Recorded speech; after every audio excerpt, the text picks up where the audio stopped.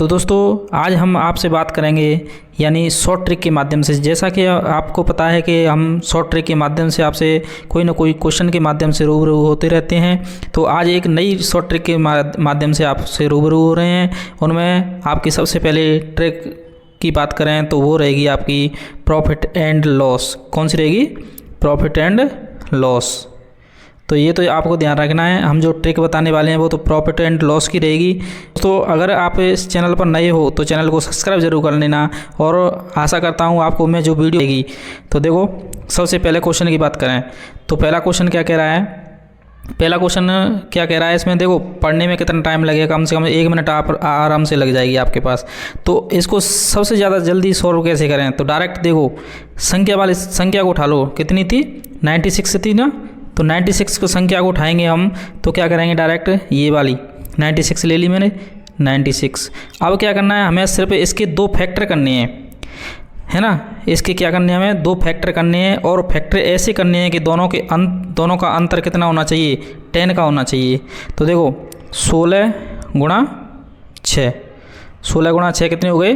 96 होते हैं ना। तो इसके 2 फैक्टर हो गए। अब इनका अंतर की बात करें तो अंतर कितना हो गया? 10 हो गया, है ना।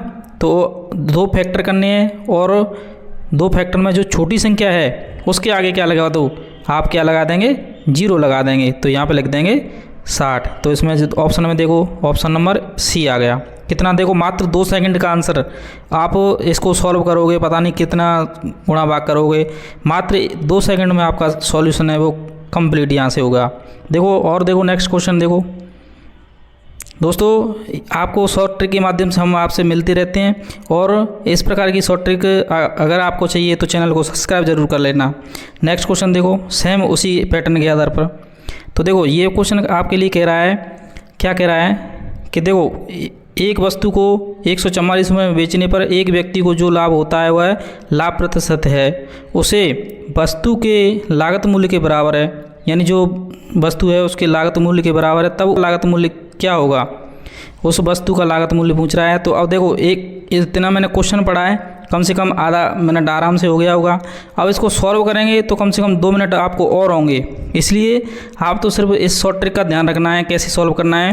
तो देखो सबसे पहले मैंने ले लिया 144, इसके फैक्टर कर देंगे। देखो इसके 2 फैक्टर होते हैं, या तो ऐसे कर दो 12 या 12, इसका मतलब 144 आता है। लेकिन 144 तो आता है लेकिन इसका अंतर है वो तो केवल 0 ही आ रहा है, तो इसका मतलब ये फैक्टर मान्य नहीं होगा। अब देखो इसके और फैक्टर 18 गुणा, और एक बार फिर आपके लिए पेन ले लेता हूँ, ये आ गया। अब 144 है ना, 144 इसके आपको फैक्टर करने हैं। तो इसके फैक्टर और कौन कौन से हो सकते हैं? जिसका अंतर सिर्फ 10 होना चाहिए, आपको ये ध्यान रखना है। कितना होना चाहिए? 10। तो देखो एक तो ले लिया मैंने 18 और एक ले लिया 8। अब देखो 18 में से अगर मैं 8 घटा देता हूँ तो अंतर कितना आ रहा है? 10 का आ रहा है। तो इसका मतलब ये आंसर एकदम सही है, यानी ये जो फैक्टर हमने लिए हैं वो एकदम करेक्ट हैं। तो अब हम क्या करेंगे, यहाँ पे जो छोटी संख्या देखेंगे फैक्टर में, जब जो छोटी संख्या होगी उसके आगे सिर्फ 0 लगाना है, अब बाकी आंसर लिख देना है। तो देखो ऑप्शन नंबर बी देखने को मिल रहा है, तो option number B right answer.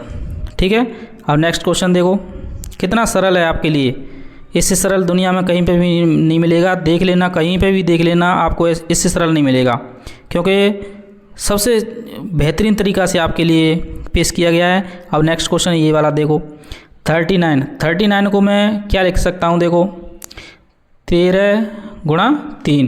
तो अब दोनों का अंतर करें तो कितना आ रहा है? 10 का आ रहा है, और मल्टीप्लाई करने पर 39 आ रहा है। तो अब सबसे छोटा फैक्टर देखो, तो सबसे छोटा फैक्टर अपना कौन सा दिख रहा है? 3 के आगे एक 0 लगा दो, आंसर लिख दो।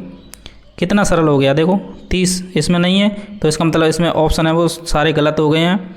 आपका जो राइट आंसर है वो कौन सा हो जाएगा? 30। ठीक है, ओके। नेक्स्ट क्वेश्चन देखो सेम उसी पैटर्न के आधार पर देखो, ये क्वेश्चन क्या कह रहा है? 75 है इसमें भी, तो 75 आगे रख दो, इसके फैक्टर कर दो 2। अब देखो इसमें आपको थोड़ा दिमाग लगाना पड़ेगा। देखो एक तो होते हैं 25 इंटू 3, ये होते हैं 75। लेकिन 25 इंटू 3 75 तो होते हैं, लेकिन इनका अंतर है वो 10 नहीं आता है, इसलिए ये फैक्टर हैं वो मान्य नहीं करेंगे हम।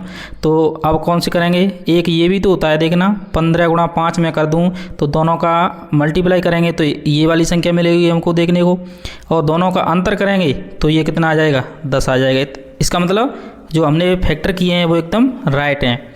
तो अब छोटी संख्या देखो, छोटी संख्या हमारे पास 5 है, तो 5 के आगे 0 लगा दो, आंसर लिख दो। वाह कितनी गजब है। किसी भी कॉपी में देख लेना, कहीं पे ढूंढने से नहीं मिलेगी आपको इतनी शॉर्ट ट्रिक, और बहुत ही मात्र 2 सेकंड की बात कर रहा हूँ मैं, और पलक झपकते ही आपका आंसर देखने को मिलेगा।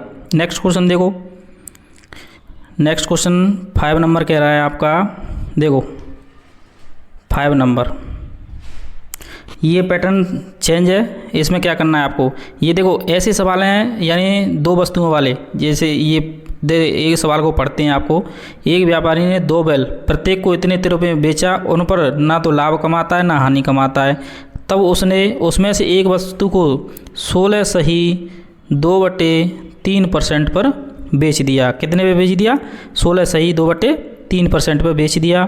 तब उसने कितनी प्रतिशत हानि पर बेचा होगा। तो अब समझ लो अब इतना बड़ा सवाल है, आपको पढ़ने में सिर्फ कितना, कम से कम 1 मिनट तो आराम से लगेगी, है ना, और इससे ज़्यादा भी लगेगी। लेकिन इसको सॉल्व करेंगे डायरेक्ट, तो हम डायरेक्ट कैसे करेंगे, देखो अब एक चीज़ बताई होगी मैंने प्रतिशत में, तो प्रतिशत में इसको क्या क्या लिख सकते हैं हम, 16 सही 2/3 को, 16 सही 2/3 को और क्या क्या लिख सकते हैं, तो ये मैंने इससे पहले बता दिया है सब कुछ। तो आपको उसके हिसाब से करना है कि इसको हम क्या क्या लिख सकते हैं। तो हम डायरेक्ट इसको लिखेंगे 1/6 का।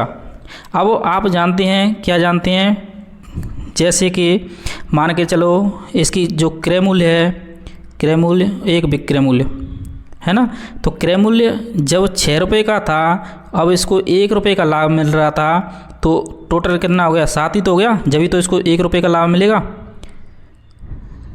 क्या मिलेगा, 1 रुपये का लाभ मिलेगा, यही तो बात है। ठीक है, अब देखो, अब इसने 7 रुपये में, अब ये पूछ रहा है कितने प्रतिशत हानि पर बेचा होगा, इसका मतलब -1, अगर हानि होती है तो माइनस में होगी। अब कोई वस्तु 8 रुपये की होगी और 7 रुपये में बेची है, तो इसका मतलब इसको एक हानि हुई होगी। अब जो अंतिम अंक बचता है उसको 1 की बट्टी में रख दो, आंसर निकाल दो, 1/8 गुणा 100, क्योंकि परसेंट निकालना है हमें। तो कितना आ जाएगा, 8 का गुणा करो, 12 सही 1/2%, ये आपका एकदम राइट आंसर हो जाएगा, ऑप्शन नंबर सी। देखो आप अगर वैसे सॉल्व कर लो, गारंटी है मैं 5 मिनट से पहले नहीं कर पाओगे अगर आपने नहीं किया है ऐसे सवाल तो। और ये कितने, आप मात्र 3 या 4 सेकंड लगेंगे आपको। नेक्स्ट क्वेश्चन देखो, नेक्स्ट क्वेश्चन क्या कह रहा है, ये कह रहा है कोई 2 बैलेंस हैं, वो उसी पैटर्न के आधार पर है। अब डायरेक्ट हम देखेंगे अपना परसेंट वाला, तो ये है 14 सही 2/7%। अब प्रतिशत में मैंने इसको बताया था कि क्या लिखेंगे इसको, यानी कितना है, 14 सही 2/7 को अगर परसेंट की बात करें तो कितना लिख देंगे, 1/7। यानी कोई वस्तु 7 रुपये की थी तो उस पर 1 रुपये का क्या हो रहा है, लाभ हो रहा है, जब भी तो बात है ना।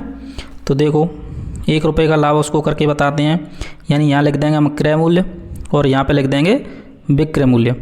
अब कोई वस्तु 7 रुपये की थी और उसने 1 रुपये का लाभ लेके 8 रुपये में बेच दी, यानी उसको क्या हुआ, 1 रुपये का लाभ ही तो हुआ। अब 1 रुपये का उसको लाभ हुआ होगा, तो इसका मतलब हानि कब होगी, जब इस वस्तु को वो 9 रुपये में बेचेगा, तभी तो क्या होगी, उसको 1 रुपये की हानि होगी, है ना। तो ये अपना क्या हो जाएगा, क्रय मूल्य। इससे पहले भी सवाल में ऐसे ही बताया था मैंने। तो अब क्या हो जाएगा, वही मैंने बताया था कैसे, 1/9 इंटू 100 बराबर कितना, ऑप्शन में देखो 11 सही 1/9%। बताओ इससे सरल कहीं मिल सकता है क्या, बताओ मेरे को कमेंट करो। तो आप आशा करता हूँ दोस्तों आपको ये जो शॉर्ट ट्रिक हैं वो अच्छे से पसंद आई होंगी, और इसी प्रकार की शॉर्ट ट्रिक आपको चाहिए तो चैनल को सब्सक्राइब करिए, सभी दोस्तों के पास शेयर कीजिएगा। थैंक यू दोस्तों, नई शॉर्ट ट्रिक के माध्यम से फिर मिलेंगे। तब तक खुश रहिए, मस्त रहिए, मुस्कुराते रहिए।